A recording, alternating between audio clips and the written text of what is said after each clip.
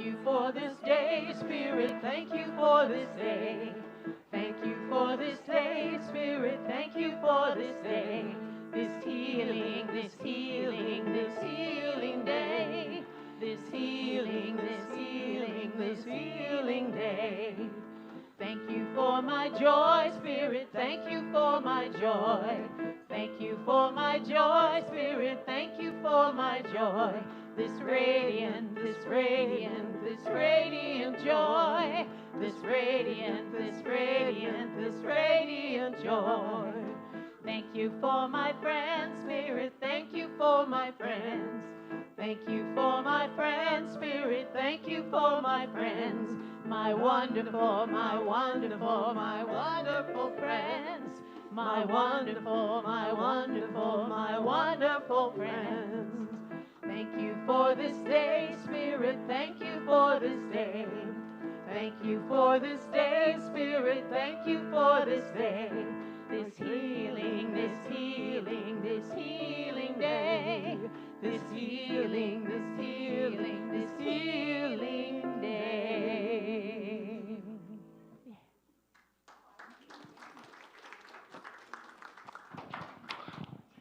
Yes, you get to hear from me again. How about that? I get to play celebration assistant. But thank you. Yes, we do give thanks for this wonderful, wonderful new day that we have. Yes. Yes. All right. So, as we just settle in here, I want to just go over some things that are going on in the life of the church here. As I do that, I just want you to know that the heart and the spirit of everything we do here is intended as an offering for you to receive or not as you feel so led. Okay, there's no guilt, there's no obligation, there's no shame. If something that goes on here just doesn't float your boat, that's cool. Wherever you are on your spiritual journey or wherever you aren't on your spiritual journey, you are welcome here. And so I just want to especially, again, welcome you that are here. I didn't say this earlier, but if you're joining us online, we want to welcome you. I don't know if some of you want to turn around and wave at the camera there. I don't know if the camera can see you, but yes, we can't see you, but you can see us. And it would be really cool if you are online just to take a moment in the chat and just type in your name and where you're streaming in from. It's always nice for us to hear from people all over the country that are participating in our service that is here today. I want to thank Debbie, Julie, Rita, and I don't know if I was hallucinating, but I think I saw Todd over there. Oh, no, Todd was there. Good. All right. As our music team today, would you help me thank them for helping our service here today? And now, Brian, I'm going to go through the rest of these announcements. I think maybe I'll ask you to cue each slide, and just so that I make sure that I do them all in order, I'll cue my comments off of the slides as they appear. So I think we want to thank another team here today. Yes, our audio-visual technical team. Yes. Zane, Todd, Joe, Tammy, Jim, and Brian. Yeah. And just to note about our technical team, I sat in those chairs. One of the things about those types of teams is when everything goes right, you don't hear anything. And then when something goes wrong, oh my gosh, the sky is falling, the world is ending, all that kind of stuff. So we thank all of you for just supporting the service behind the scenes as you do so faithfully. Prayer requests. Do we have a slide for that? Yes. So in the seat backs in front of you, there should be some little forms for prayer requests. We invite you to fill those out. There's a box in the back that you can put those in, or in a little bit later in the service, we're going to take our offering, and you can put them in there. We believe here in the spirit of prayer, the heart of prayer, and the power of prayer. And so if there's anything that we can join you in prayer for, please feel free to fill that out on one of those cards. Our team of chaplains here will pray for those, and then we send those requests back to Unity Worldwide Ministries in Kansas City, and they pray for those for a month. So we really appreciate that. Speaking of prayer, we do have prayer chaplains that are here today, and if you are here, would you be so kind as to identify yourself and raise your hand? There they are, and you can see them with the white stoles. So you can look for them after the service, and they will be happy to pray with you and support you in prayer. Okay, next we have announcements. All right, so that's this thing here. Okay, so what's going on in the church? Don't ask me. I'm the minister. So, first of all, today after the service at 11:30 in the friendship room, there's going to be our Discover Unity class. This is a class for any of you who are interested in just learning more about who we are as a spiritual community, who I am as a minister, and any questions that you have. I think we're calling it a coffee clatch. It was a fun little name for just a relaxed discussion.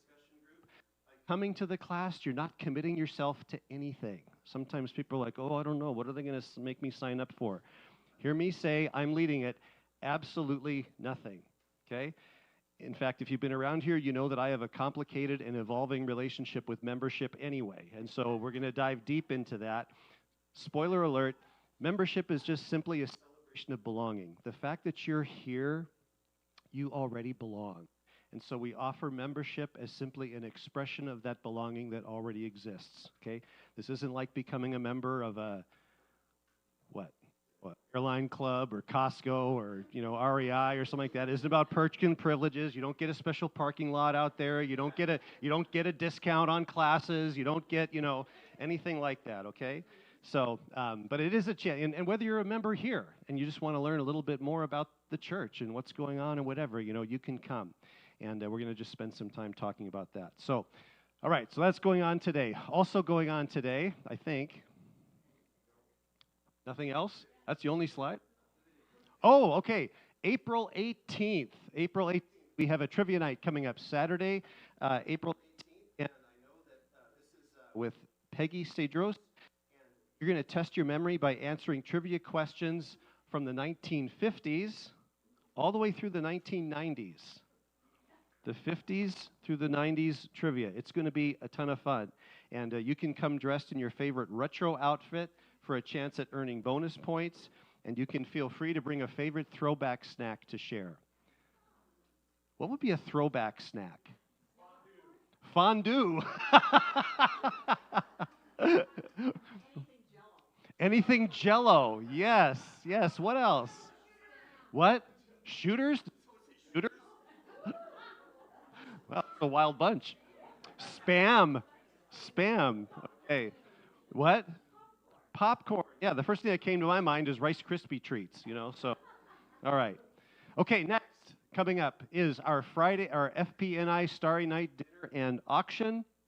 Let me see. Something written about that. Is it? Family Promise is holding a Starry Night dinner and auction. Unity is reserved an 8-person table. Tickets are $85 a person. Please contact Tammy Savage. I just saw Tammy. Where are you, Tammy? Where are you? I thought I saw her. I must have seen her energy. All right. Tammy Savage, if you have any questions about that, you can ask her about that. All right. Next, our Unity book sale. Our inventory of books are available on the hallway table for $1 each. Ginny? Yes, and the ones on the cart are freebies. So this is today only. Just the ones on the cart. You go and take what you want. Awesome. Awesome. I just want to say a special thank you to Ginny and to her helper Tanya, who every week arrange those books and provide them for us. And I just want to say this, because I've talked to Ginny about this. These books need to get out into your hands or into the community. I get a little surly when I see them just sitting here collecting dust. It's kind of like food. A lot of you bring food, and I don't like seeing that food sitting here collecting dust on the shelf. I want that food out in the community to where it goes. Okay, same thing with our books. I want our books out into to the hands of people who need them because they're really, really good. All right? So we good with that? Make sure that. Speaking of books, Reverend Steve has brought some books of his own that are here today. They're on the back table as you leave today, and I really hope that you will avail yourself to those. Anything else? Okay, thank you, Bill. Yes, yes. After the membership class today, our monthly Exploring the Mystical Christ Circle is going to be happening from 1 o'clock until 2 o'clock. If you want to come in person, it'll also be in the friendship room, or there is a Zoom link. If you go online to our website, you can turn in via Zoom if you don't want to come back here. Today we're going to be exploring the mystical Christ and prayer. And we're going to needle in with this thing called the law of attraction. Spoiler alert. Some of you might get a little triggered. In a good way, I hope. as we talk about it, all right? So 1 o'clock to 2 o'clock today, you can come to that. Sina? Bonnie's birthday today. Happy birthday, Bonnie. Yay. All right. Okay. I have talked way too long and made too much of production out of this, so thank you for listening to me. Now we want to continue in our service to just slow down a little bit to prepare for meditation and our lesson today. Please join us in singing this song. It's called You Are Love.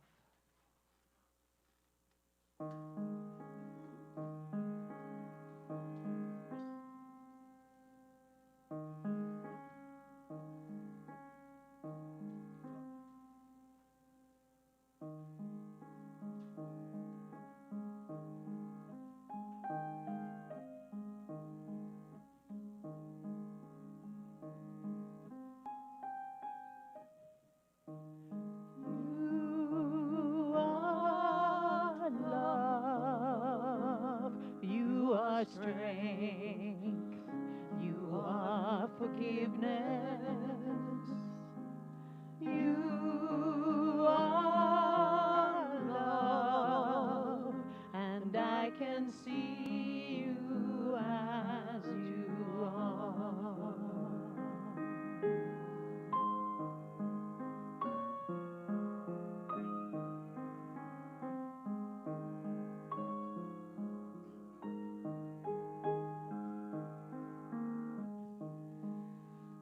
I am love. I am strength. I am forgiveness. I am love, and I can see me as I am.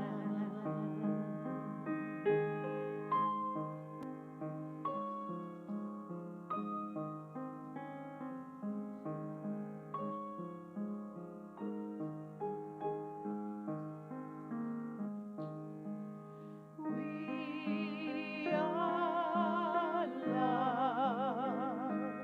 We are strength. We are forgiveness. We are love, and I can see us as we are.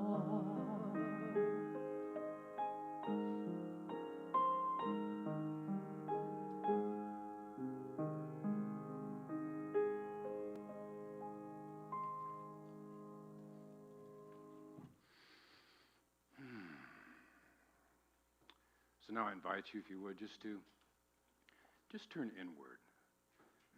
And if that means closing your eyes, feel comfortable doing so. And just begin to feel the energy, the love,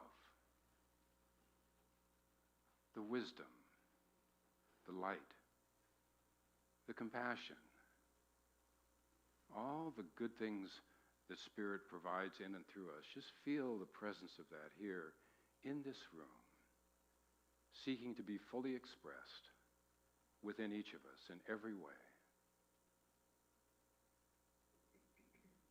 We are here gathered today in this sanctuary of love.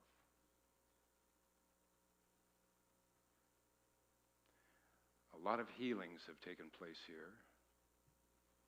A lot of people have found home here. A lot of people have made powerful transitions in their life in this place, in this space. And so we therefore call it a sacred place, a place where the divine presence is especially here for us, because we all come with an intention. We all come with a feeling, perhaps a need, a hope, a dream, a desire. We seek the loving presence of Spirit, to feel it, to acknowledge it, to allow it to move through us, to to be us in expression. And we seek to take that idea and that energy and to go out into the world and to impact the lives of others in a very meaningful and very positive and powerful and loving way. To listen to them, to feel their presence, to help them move through whatever experience that they are moving through in their life if that's necessary, to allow them to serve us as well. So as we give mercy to others, as we give compassion to others, as we give love to others, it is returned to us. It is there for us as we need it, as we seek it, as we desire it, as we embody it and embrace it.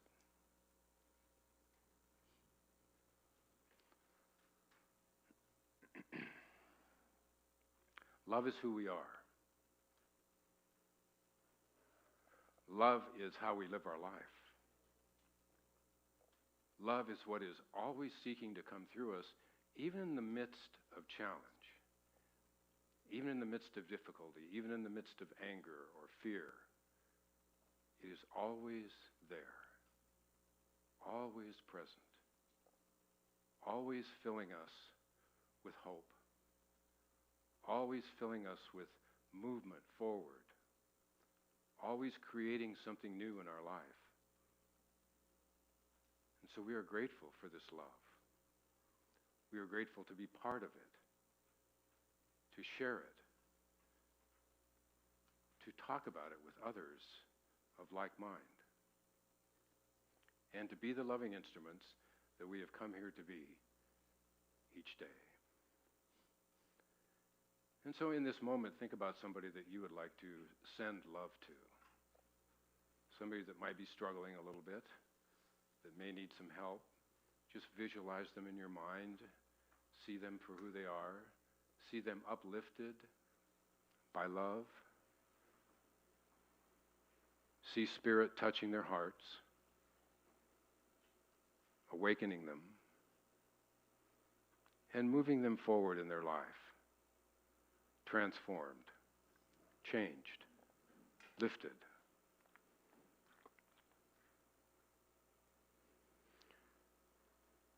And so we take a moment just in the quiet of our being to allow this energy to move and flow in the silence.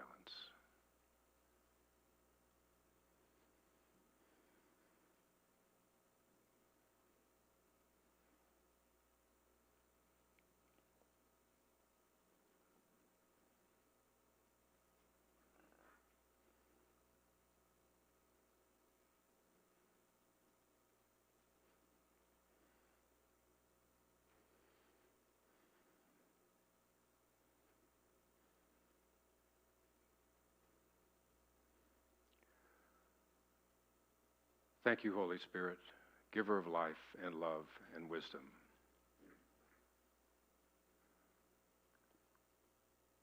And so it is, and so it shall be.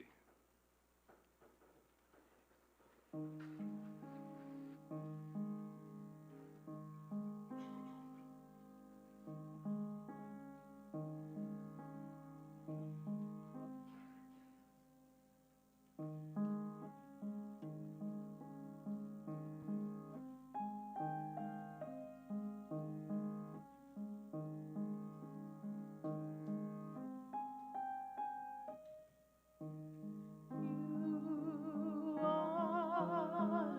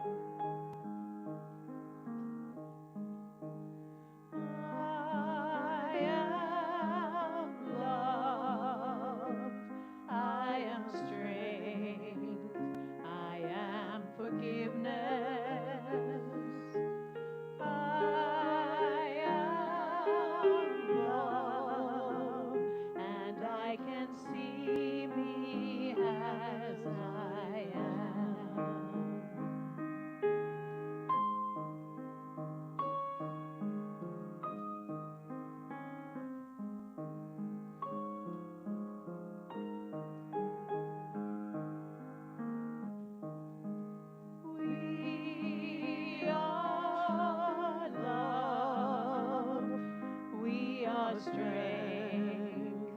We are forgiveness. We are love, and I can see us as we are.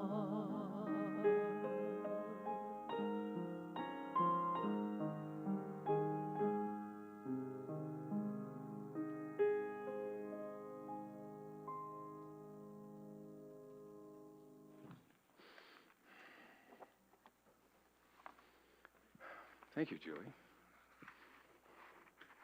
Well, good morning.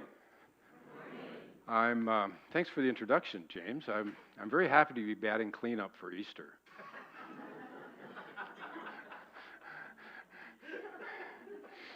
It's one of those Sundays, one of those interesting Sundays because, you know, everything builds up to Easter and then all of a sudden,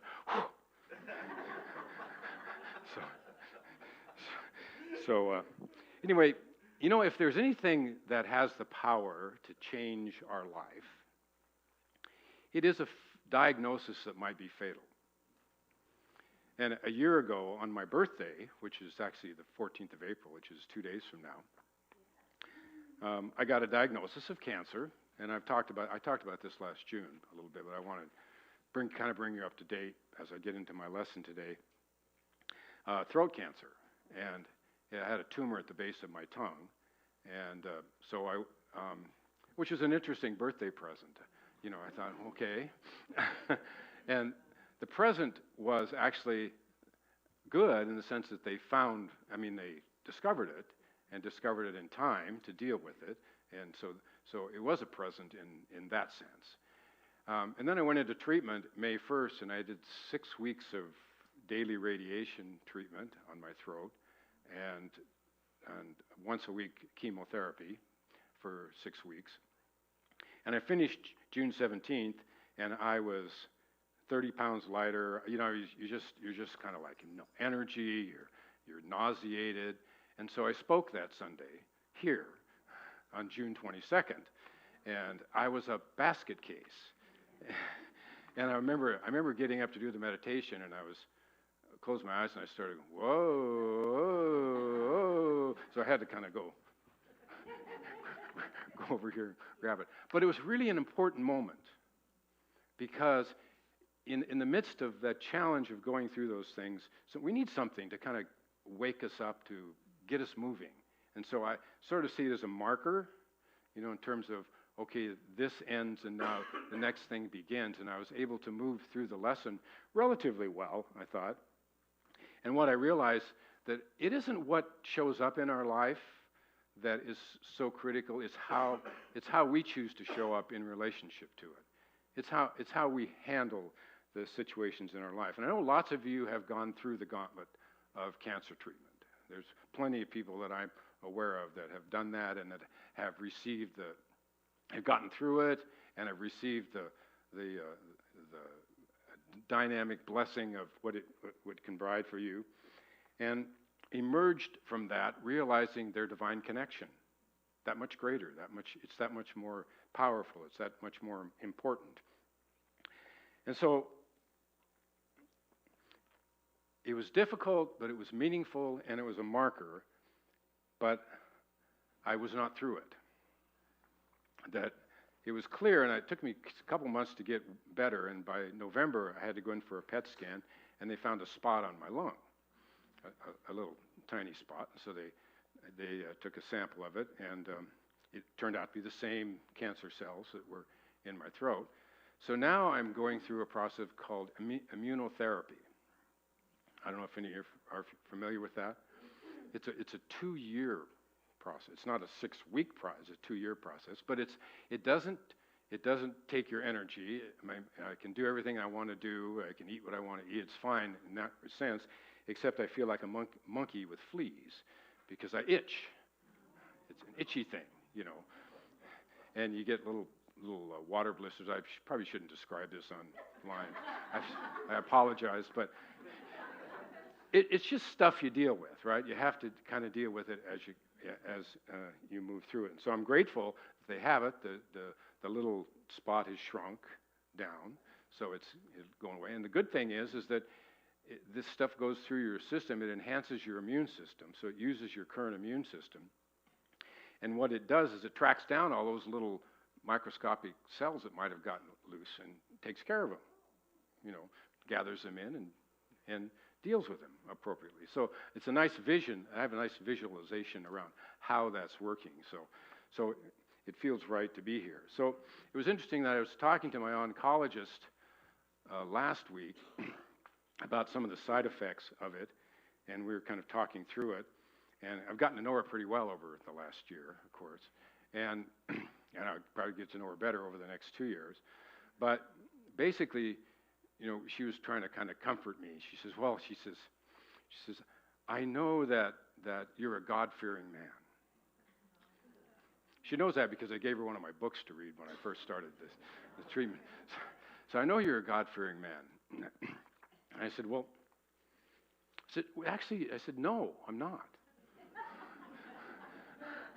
I said, I'm a God-loving man. I'm not a God-fearing man. Fear has no part in this, this equation. I said, it's really all about love. So I gave her a little sermon, It's really all about love, and kind of embracing this and moving through it. And I realized it's going to be, there's going to be times it's difficult, but it's a journey. And it's a journey, for me, it's a journey as a lesson in compassion and empathy. That I feel like those are the two things that have shown up for me in my journey, things which I need to embrace more and to bring forth through me into the things that I do, into the encounters I have, into the people in my life and other things. So compassion and empathy are a huge part of that. Understanding what others might be going through under the same circumstances, in the same situation as me, and being supportive of them as well. Which brings me to my subject today, today is Divine Mercy Sunday. And it is Divine Mercy Sunday because it was declared such by Pope John Paul II. And it was his conclusion to what he called the Easter octave, which is the space around the Easter process and ceremony.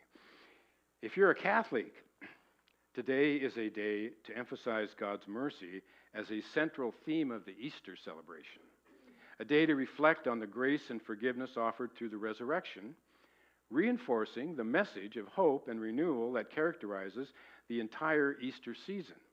It commemorates the message of God's mercy as revealed through Jesus, particularly as experienced by Saint Faustina Kowalska, who was a Polish Catholic religious sister and mystic.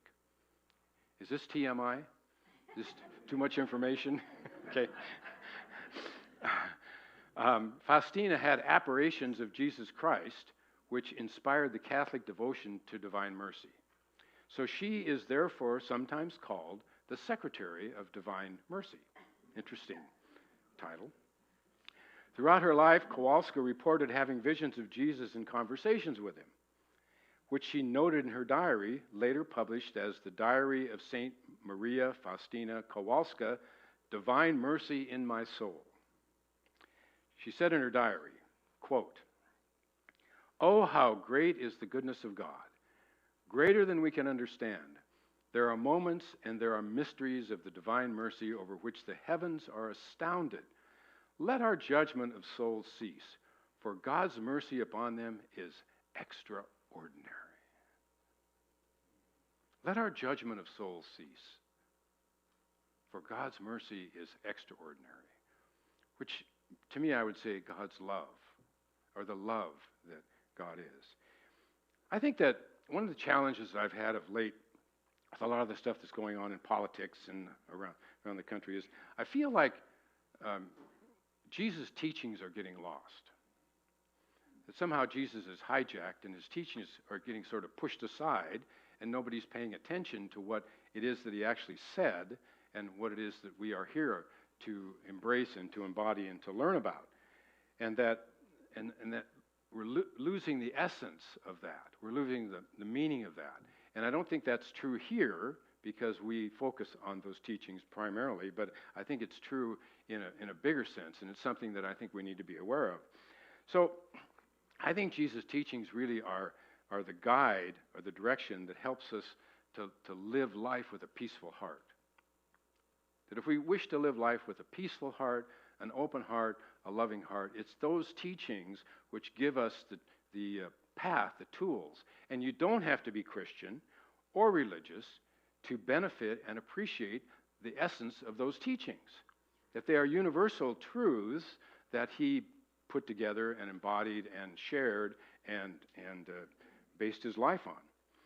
So I decided to write a book about that, and I call it The Gospel According to Steve. And that's my working title. I don't know if that's going to be the title when I finally finish, and I'm about halfway through it.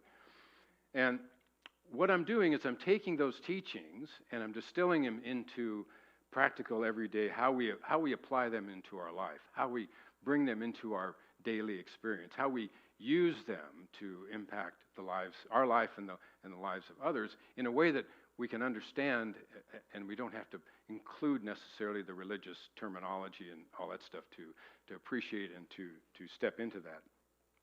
Jesus was the great reformer and reframer. What he did is he took the teachings that he lived and grew up in, and he reframed them and reformed them into something that transformed them into the lives of the people that he taught and were around him. So he revealed Scripture in a new light. And his revelation of Scripture was not based on the God of fear, the jealous God, the vengeful God, the God of the Old Testament. His message was based on a God of love. That he said, God our Father, our loving Father.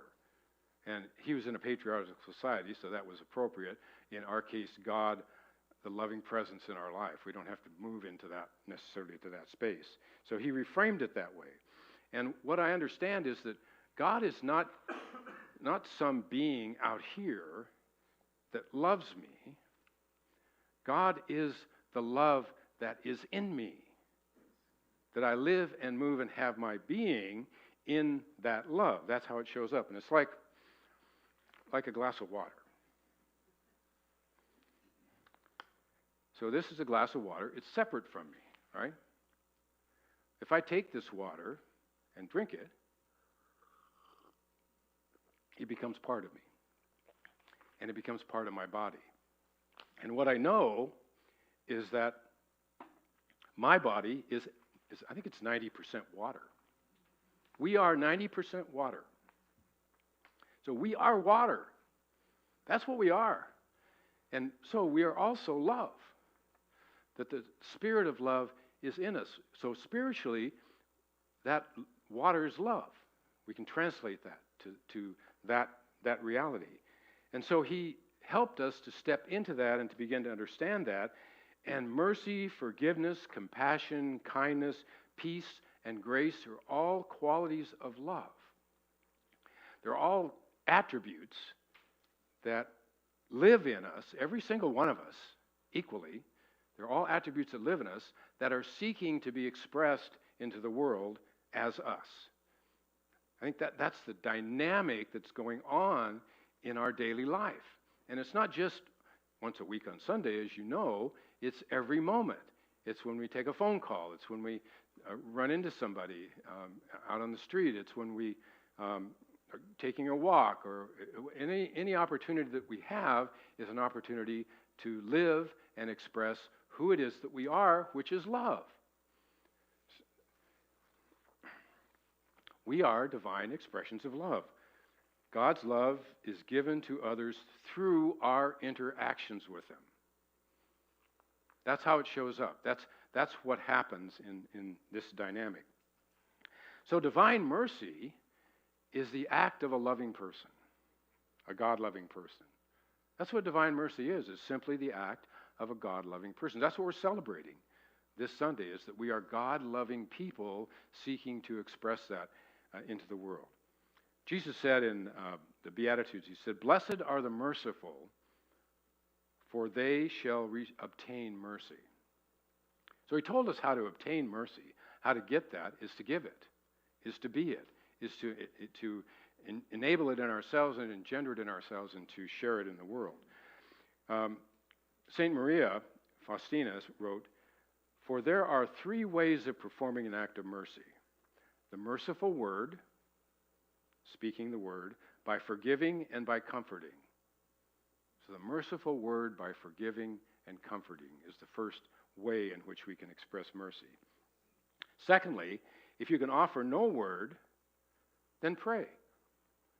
Prayer is the second way in which we can express and put forth mercy into the world. We can pray for others, pray for those who need our support. That too is mercy. And thirdly, deeds of mercy. Specific acts of mercy where we are merciful towards others, or we bring that out. So mercy is an act of love born on wings of compassion and standing on the ground of empathy.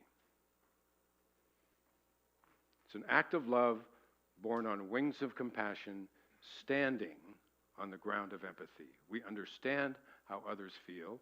We have compassion towards them. We can say to ourselves, if somebody is having a difficult time, there for the grace of God go I. We're not in there, but we understand it, and we're able to give energy to that in a way that is helpful, that is healing, that brings forth the best in ourselves and the best in others. There are two stories in the Bible dealing with mercy that I want to share. One is the Good Samaritan. Most of you know that story. A fellow was going from one town to another, and he got attacked and robbed and left on the trail bloody and beaten up and in bad shape. So a righteous Jewish lawyer comes by and sees him and keeps going. Doesn't want to deal with that. Second guy comes along, same thing. A righteous Jewish lawyer. No, don't want to deal with that. A third guy comes along, a Samaritan. Now, Samaritans are not a high-class citizen in that era. And where Samaritans came from, I found out, it's interesting when you do a lesson like this, what you discover, is when the Jewish people were taken into captivity to Babylon, not all of them went. Some of them stayed. And those that stayed ended up marrying people of mixed race in that area. And so when the Jewish people came back, they looked down upon them, the descendants of those folks, as lesser than. And so they weren't thought of as well. So Jesus used Samaritan. In this case, the Samaritan came by, and he sees the guy, and he has compassion and empathy. And he sees what's going on, and he takes care of him, and he bandages him up. And then he takes him, puts him on his donkey or whatever his transportation is, takes him to the next town, to an inn, gets him a room at the inn, pays for the room for several days, asks the innkeeper if he'll make sure he gets what he needs, and so on and so forth. And then he leaves. And so Jesus tells the story, and then he asks his folks, he says, okay, who was merciful? Well, it's obvious that the person you would think less of was the one that actually showed up in the way in which he needed to show up. That was an act of mercy. The second story is a parable. And interesting, this Bible, a little beat up. I was given this Bible when I went off to ministerial school by the Unity Board here in 1982. And it's signed, it says, the first president of Unity of North Idaho in love and gratitude. And Nola Morton, Maya Vickery, Roberta Hibbard, Sherry Butterfield, John Stamsos, Lucille Bandel, Reverend Alice, and David Dirksen. So, and it's a study Bible, which is great. And I've had it for 44 years, and it looks it. It's been well used. So, but it's meaningful to me in terms of where it fits in my life. So Jesus said, therefore the kingdom of heaven may be compared to a king who wished to settle accounts with his servants. When he began the reckoning, one was brought to him who owed him 10,000 talents. And as he could not pay, his Lord ordered him to be sold with his wife and children and all that he had, and payment be made. So the servant fell on his knees, imploring him, Lord, have patience with me, I will pay you everything. And out of pity for him, the Lord of that servant released him and forgave him the debt. But that same servant, as he went out, came upon one of his fellow servants who owed him 100 denarii. And seizing him by the throat, he said, pay what you owe. So this fellow servant fell down and besought him, have patience with me, and I will pay you. He refused and went and put him in prison till he should pay the debt. When his fellow servants saw that what had taken place, they were greatly distressed, and they went and reported to their lord all that had taken place. Then his lord summoned him and said to him, you wicked servant, I forgave you all that debt because you besought me, and should not you have had mercy on your fellow servant as I had mercy on you? And in anger his lord delivered him to the jailers till he should pay all his debt. So also my heavenly Father will do to every one of you if you do not forgive your brother from your heart. Blessed are those who are merciful, for they shall obtain mercy. That's the answer to that beatitude in this particular form. So what he's saying, asking us is, we have to do it to receive it. And if we don't do it, if we're not merciful, we're not really open to receiving it. There's an interesting dynamic that is at play in this situation.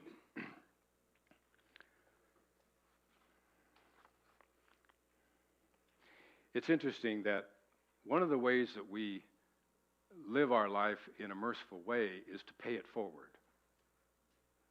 I like that term because it kind of puts an onus on it to do that. And it sounds easy, but it's not so much. It's not that easy to remember. We all have our own stuff. Or maybe you don't, but I know I do. I've got some of the stuff that I'm still working on that is shown up in my life. And it's interesting that what I have learned in my relationship with Carrie, my partner, who is has been a therapist for 40-some years. It's interesting being partner. Carrie and I have been together for 15 years, and not much gets by her. She's very on it, So she is who she is, not just as a therapist. It's her life, it's what she lives. So she will ask me something or share something, perfectly innocent something, but for some reason I have a trigger. And I'll respond to what she shares with a sarcastic comment, or, I'm sure you never have seen this kind of thing. Sarcastic comment, or it creates something defensive in me. I get defensive, Oh, I've got to defend myself, and all my survival crap comes up, And I'm not violent, fortunately. But it is violence at one level, but it's not physical violence. And so then I immediately realize what I did, and she's feeling disrespected, and she says it, somehow, well, then I have to dig my way out of the hole that I just jumped into because of the trigger that was there that I wasn't really aware of at the moment. And so I feel like it's not my fault, but it is my fault because it comes out of me, right? You go through this whole thing. So this happened over the years. We've had plenty of these kinds of encounters, and every single one, once I relax, once I move into it, I learn something meaningful. I learn about a trigger. I learn about something that's causing me to respond in a way in which I don't want to respond. That I want to respond with loving, respectful, appropriate language, not robot language, but loving respect from the heart, language that is real, and what I have learned in this journey, bless her heart, is I've learned that one of the ways that I can respond when I recognize that I'm moving into defensiveness is to be curious, to ask a question. Tell me more.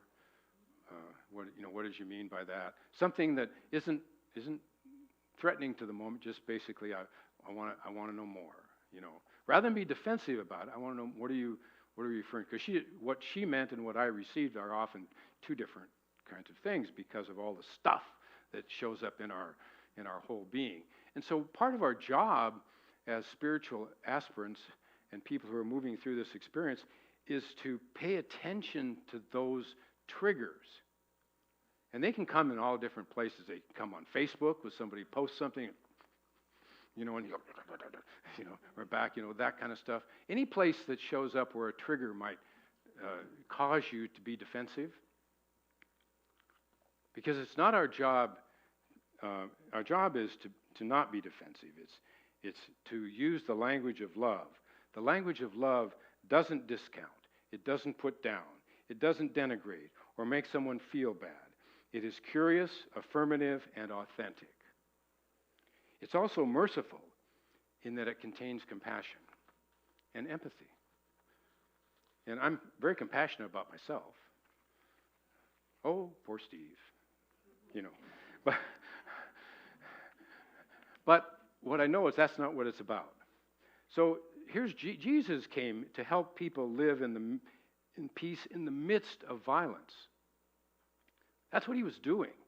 He was in Palestine, and he was helping people to learn how to live their daily life in the midst of a Roman occupation that was violent and obsessive and pervasive and horrible. One of the worst ways to die is crucifixion that mankind has invented. Getting nailed on a cross for 3 days or whatever it normally takes to pass away is horrible. And lifespans were different. And so he was trying to teach people to live in the moment, live in peace with a peaceful heart, because if they did so, they would have a better life, a happier life, a more meaningful life, a more powerful life. So that leads me to the fact that love, this love that lives within us, really equals mercy, compassion, and empathy, which equals a peaceful heart. So if we seek to get in touch with the love in us, and we do so with mercy, compassion, and empathy, then we will experience a peaceful heart, a loving heart, an open heart, a willing heart, a compassionate heart, all that stuff. John F. Kennedy, there's a documentary on John F. Kennedy Jr. I was watching the other day, and it was really interesting because he was talking about, in his 30s, he was talking about that he had the capacity or the path that he could become a great man. His father was considered that, and he had that window where he could even think about that. Most of us don't think about that, but he could. And so he was thinking about that. So he started reading a bunch of autobiographies and biographies of great men. Gandhi, Martin Luther King, and others. And so in reading those biographies, one of the things he discovered was these great men weren't always great in terms of their families. That they often abused their families, even though they were great men in terms of other areas of their life. And he decided, as he kind of went through that, he decided that it wasn't important for him to be a great man, that it was important for him to be a good man. He decided he wanted to be a good man. He wanted to be good to his family. He wanted to be good to his relationships. He wanted to be good to the people around him and that sort of thing. He wasn't able to live long enough to demonstrate that in powerful ways, but I thought it was an exceptional realization and awareness coming from somebody who didn't have to have that, who had everything else in his life. And it's a lesson for us that what is it that we want is keeping what it is that we want right here for us to let us know that I want to be this because that's who I really am. That's who I really seek to express in many ways. So we don't need to defend ourselves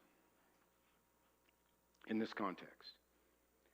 We need to contend with ourselves. We don't need to defend ourselves. We need to contend with ourselves. We need to contend with the stuff that's there. Doesn't matter whether you're 77, like me, I will be Tuesday, 77. It sounds old, but it isn't. Okay. Just ask Bob. He knows.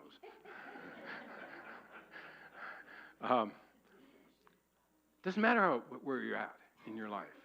Anytime you can buck up to that and to realize that and to work with that and to make those shifts in your life, it gives you a better life from now forward, from the moment that you make that contention. And when you find a path to disempower your triggers, which is mostly being aware of them, being alert enough to be aware of them in the moment that they show up and being able to talk yourself down off the ledge before you jump off the ledge. That's really what it's about. When we do that, we release love through curiosity, through meaningful conversations, through respectful conversations. And when that involves our partner, the person we are in partnership with, whether it's our spouse or whatever, it releases more love. We make those transitions because I found myself more in love with her than I was when we first got together by a long shot, because of the transformation that has occurred in the context of our life together with me. Now, she may not say that. I don't know. I think she's watching. But I hope that it has gendered respect for each other. That's really what it's about. And we have a lot of fun together, and we do things together, and we laugh together, and that sort of thing. And then we process together when it's necessary. And that's what it's about. That's how it is that we live love in our life, is we bring it into every aspect of our life. And the more we love the person we're with, the more we love others. The more that love gets brought forth into the world and shared with other folks. I want to close my lesson today with my favorite Bible passage, which sort of speaks to this. It's called Trust or Anxiety. Your choice. Trust or anxiety. Therefore I tell you, do not be anxious about your life, what you shall eat or what you shall drink, nor about your body, what you shall put on. Is not life more than food, and the body more than clothing? Look at the birds of the air. They neither sow nor reap nor gather into barns, and yet your heavenly Father feeds them. Are you not of more value than they? And which of you, by being anxious, can add 1 cubit to his span of life? And why are you anxious about clothing? Consider the lilies of the field, how they grow. They neither toil nor spin. Yet I tell you, even Solomon in all his glory was not arrayed like one of these. But if God so clothes the grass of the field, which today is alive and tomorrow is thrown into the oven, will he not much more clothe you, O people of little faith? Therefore do not be anxious, saying, what shall we eat, or what shall we drink, or what shall we wear? For the Gentiles seek all these things, and your heavenly Father knows that you need them all. But seek first his wisdom and his righteousness, and all these things shall be yours as well. Therefore, do not be anxious about tomorrow, for tomorrow will be anxious for itself. Let the day's own trouble be sufficient for the day. And so I ask you to go forth in peace. May your hearts remain open. May you be awakened to the light of your true nature. May you be healed, and may you be a healing source for all beings. God bless. Happy Mercy Sunday.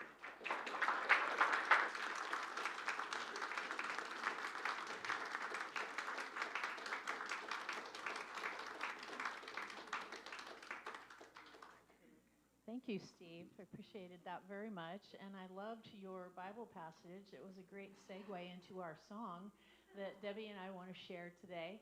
It is a piece from the opera Loch May. And it's about 2 women walking by the river, walking down the riverbank, and noticing and loving the birds and the flowers and the water. So we hope you enjoy this.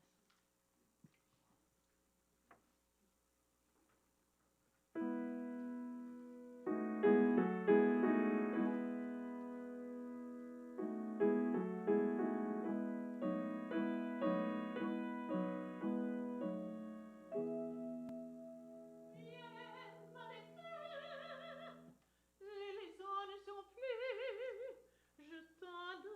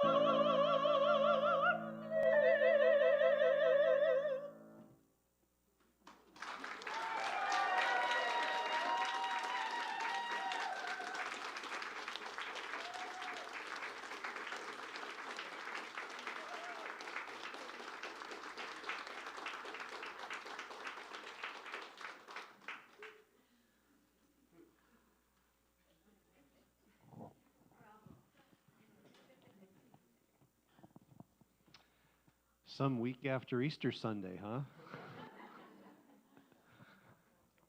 Debbie, Rita, thank you. Steve, thank you. As who's done his share of cleanup after Easter, thank you, Steve, for being willing to come. If it's any consolation, in the Eastern Orthodox tradition, today is Easter Sunday. So, yes, you may not know that, but yes, in the Eastern Orthodox tradition. 2 weeks ago, I was in Seattle for my sons and daughter-in-laws and grandsons' baptism. So they operate by a different calendar, and today in their tradition it's Easter Sunday. Nevertheless, the message of divine mercy is timely. 1 John says, "Beloved, let us love one another, for everyone that loves is born of God. Them that love not God, for God is love. Beloved, let us love one another." And I'm going to take with me into my week, Steve, this idea of shifting from defending oneself, contending oneself. What would shift? What would shift in your life? What would shift in this community if we shifted the consciousness from defense to contending? Maybe we'll do this. I don't know. We were talking before the service of, well, first of all, I think you should do a workshop on the gospel according to Steve. I'm just going to put that out there. I hope you do that someday. Okay, I'll come to that. So if it's just you and I doing it, okay, we'll do that. But also this idea of social media. You know, You're not going to find me on social media. I deactivated it all 7 months ago. I'm not going back. But for those of you that do, what would shift if you shift from defensive to contending mode with what you put on social media? How we've lost civility. I'm not going to tell you the story of what I saw when I came back here in town. I'll tell you next week. But I just saw something that was so disturbing to me that, but it's this idea of mercy and this consciousness of except by the grace of God, there go I, right? Powerful. Steve, we needed that message today. Thank you. I needed that. All right. It's time for our offering this morning, and so I'm going to ask our ushers to come forward. And as they get ready to receive our offering, we will just share our action statement here today. If you're online and wanting to give, on our website, there's a place you can navigate around how to donate through us, and we really appreciate that. But let's just share our action statement here together. Divine love through me blesses and multiplies all that I am, all that I have, and all that I receive. Thank you so much for your generous participation this morning.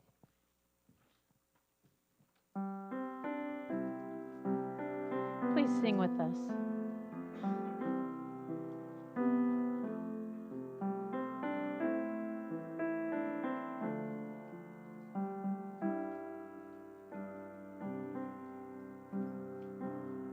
May I be filled with loving kindness. May I be well. May I be peaceful and at ease. And may I be happy. May you be filled with loving kindness. May you be well. May you be peaceful and at ease, and may you be happy. May we be filled with loving kindness. May we be well. May we be peaceful and at ease, and may we be happy.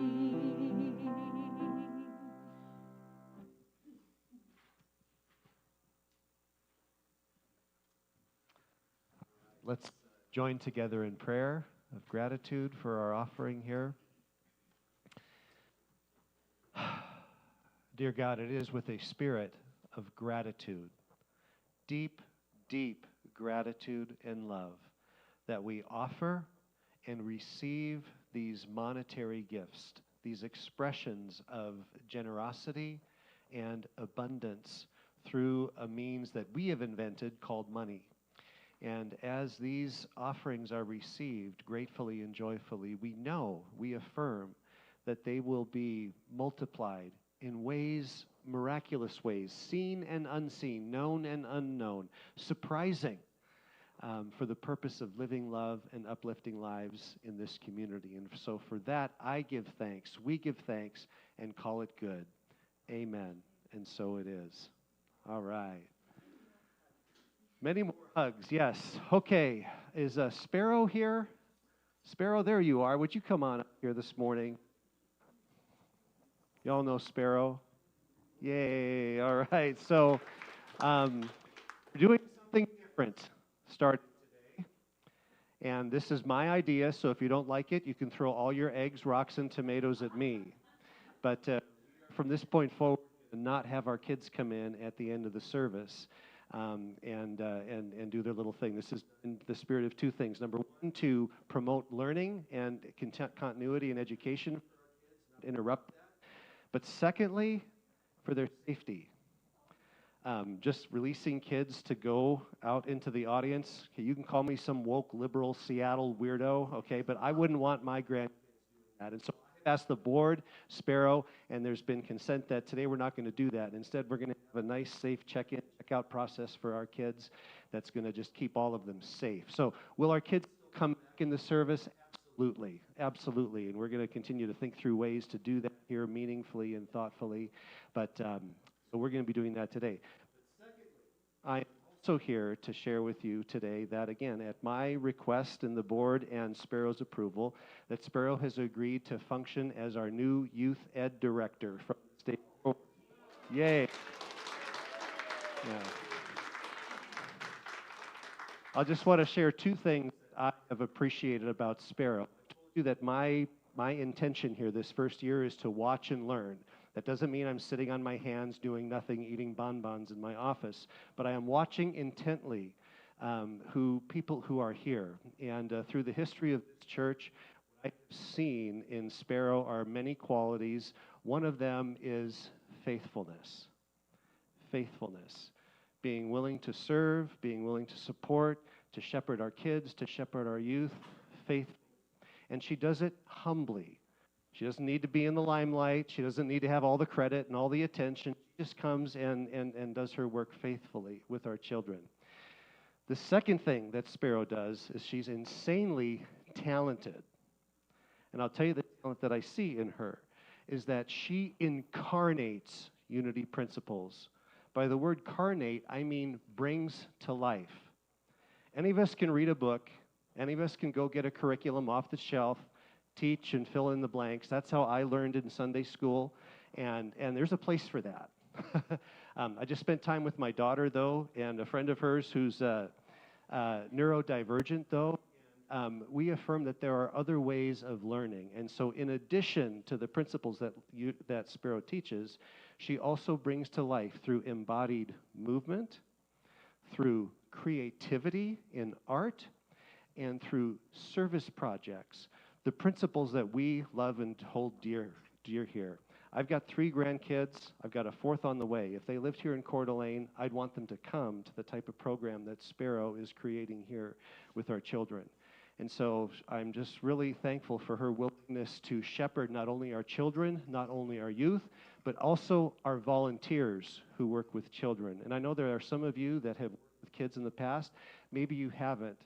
I'm just here to very humbly ask you that if you would like to come in and help Sparrow partner with building a lively, robust children's and youth education program where we do more than just read books and fill in the blanks. We live, love, and uplift lives. I'm going to just ask that you would support Sparrow in her efforts with that. So I know you don't like to talk in front of people, and you don't have to. Is there anything you'd like to say? Thank you. This is such an honor. I feel really blessed. It's been a waiting for kind of and then to be seen, heard, and I feel really loved right now. So, and that's always my goal with your children. So, is to make sure everybody feels seen, heard, and loved. So, and to help them understand the God that is within them. So, they are being watched right now, just so you know. And when they heard the no's, they were like, "You're coming back, right?" And I was like, "Everything's the same. It's just a different title." So, but I do need help. I would like to really work on 2 deep leadership. So it's a safe practice, and so really just having a volunteer, somebody there to support me, because sometimes I really just have to go pee, and it's really hard. But just having an extra person is really helpful, and I don't want any of my volunteers to feel like they're overworked either. So even just once every month, if that's what you want, or once a year, it really makes a difference. And them having different people like coming up, and they're all learn from you too. So we'd love to have your presence there. So thank you so much. Nice. All right. Before we go, if you're willing and comfortable, you don't have to, but I would just ask that we would pray and bless Sparrow. And as a sign of doing that, would you just be willing to raise your hand toward her as just an offering of blessing for gratitude? So,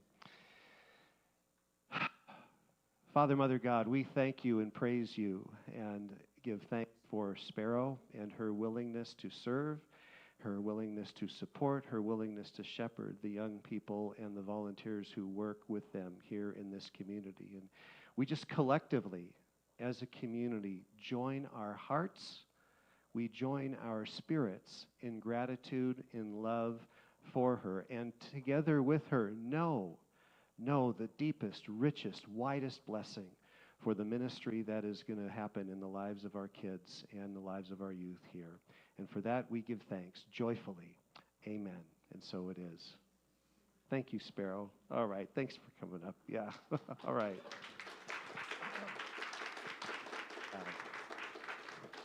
So times like this are really super exciting times. Thomas, are you here today? I thought I saw you. Is he? Oh, he's outside helping out with kids. Yeah. Thomas and I are convening a little group here called a focus group to kind of dream for the future. And so something that I just it'll be open to people once we figure it out. But I just want to invite all of us as a community to dream and to dream big. Okay? And here's what I mean by that. I'm going to mess with you. I'm going to really mess with you here.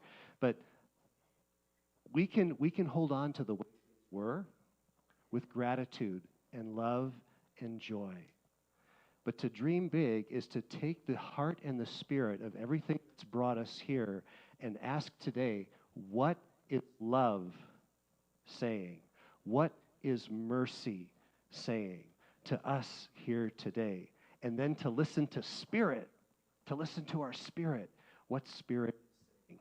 And so I hope that many of you will join in that process as we continue to vision and dream together about the future of this church. So, okay.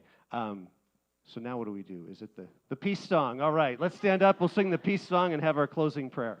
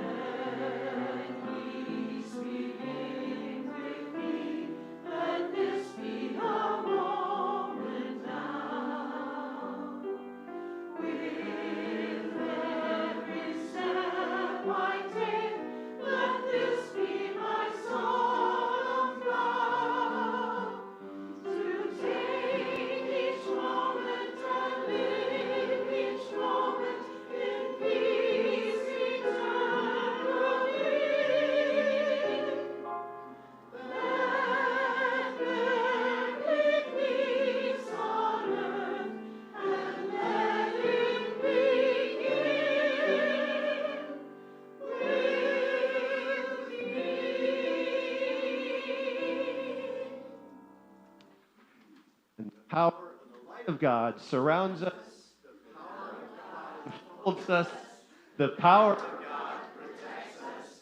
The presence of God watches over us. Wherever we are, God is, and all is well. Have a wonderful day.